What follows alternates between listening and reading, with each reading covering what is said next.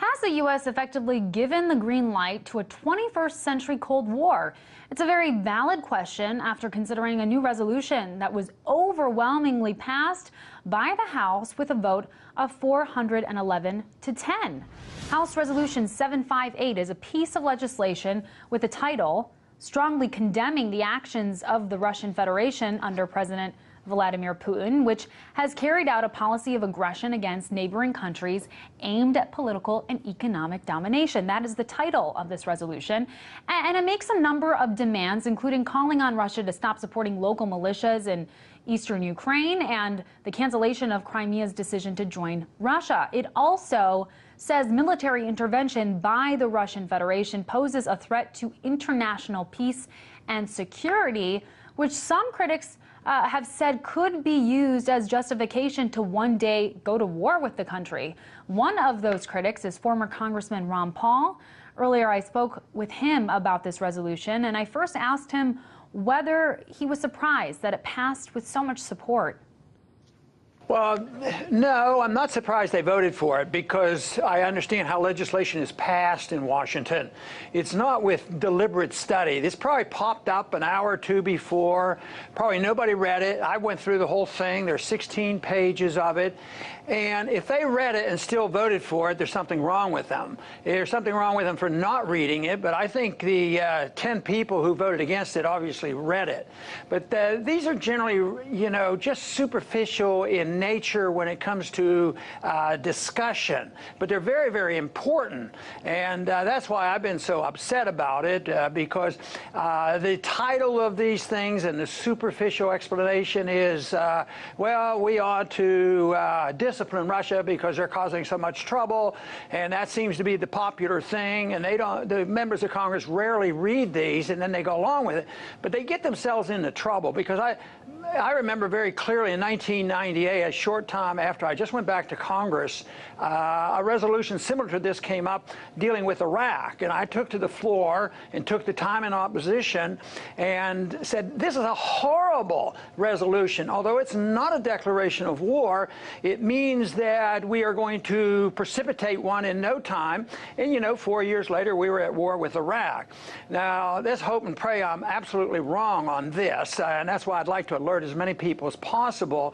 But it's this kind of stuff that stirs up trouble, and I'd rather dissipate the problems and have our government, tone the rhetoric down a little bit. And this was terrible. This is just a very provocative resolution. Certainly a lot of controversial rhetoric in this piece of legislation. Many times we see votes take place in the House that are clearly partisan, but what was so interesting about this is, the partisan game was put aside, and we saw Democrats and Republicans really supporting this bill.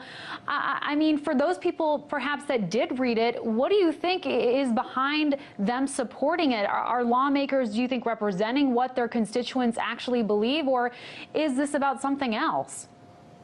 Well, this sort of fits my theory that there's too much bipartisanship there. The opposition really doesn't think things through. They also just had they're getting ready to have a vote on NSA. Well, we want to rein in NSA, and a House vote in the House showed that the large majority were against, where they were for reining in the NSA. And yet, quietly, when the omnibus comes up, they just slip it out after the people express themselves. So this is the way it works. But this is bipartisanship. Republicans and Democrats have the same foreign policy. They try to make it different because they might have one a little more aggressive than the other. But when it is compared to a constitutional foreign policy of non-intervention, there's a dramatic difference. So when they talk about the new Secretary of Defense coming in, I said, it doesn't really matter a whole lot. They all support intervention. And this is why Republicans and Democrats go along with it, and they get their ear out there and they think, oh, this looks popular. Everybody's voting for it. It sounds good. So they don't read the 16 pages, and they say, well, this isn't really a declaration of war. It might not even come up in the Senate. But you do this enough times, it's propaganda is what it is. It's part of the war propaganda machines, just like the major networks are. You're not going to hear criticism on Fox or MSNBC or CNN about this. They're just going to ignore it. We certainly haven't seen it covered in the least, which is so interesting. interesting, and it was actually difficult to find any information on this bill getting passed, even in the internet, on online media. But in a statement you released, you talk about why you think this is a dangerous piece of legislation, and you mentioned that it's a war declaration, that it talks about how Russia poses a threat to America's international peace and security. Some people will look at that and just read it as empty rhetoric, but you say it could be used as justification for war going forward. Talk about that. Well, it's propaganda, and the more people who hear that in the Congress, the more likely they'll go along with it. But if you look at what's been in the news for the last year, ever since NATO and the European Union committed that coup and overthrew an elected leader in Ukraine, it's been steady. So, and this is just a continuation of that and another step, and depends on what happens here. It may be that the sanctions and everything will backfire. Interestingly enough, the one part of that bill that I just had to laugh at, it was so silly. They said one of the problems we have to rein in the Russians for is putting on sanctions that are hurting the Ukrainians. And I thought, who's putting on sanctions on whom? This is so ridiculous. But the good news, I think, is in spite of the fact we're not seeing it on the news and you had trouble finding it, there are some other people speaking out. There are a couple articles today, and Salon will write about it, and even we have a guy that thinks has been way out of it on foreign policy.